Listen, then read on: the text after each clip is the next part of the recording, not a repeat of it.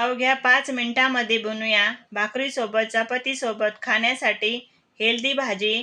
त्यासाठी 1 चमचे तेलामध्ये हिरवी मिरची, लसूण, शेंगदाणे लालसर होईपर्यंत परतून काढून घेतले।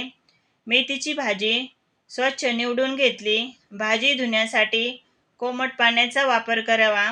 भाजीमध्ये कोमट पाणी घालून अर्धा चमचा मीठ घातलं। मीठ हे जंतुनाशक आहे, त्यामुळे कुठलीही भाजी धुताना त्यामध्ये अवश्य मीठ घालावे। भाजी स्वच्छ अशी धुवून घेतली। 1 चमचे तेलामध्ये जिरं घातलं। भाजी घालायची आणि भाजी सुरुवातीला थोडीशी परतून घ्यायची।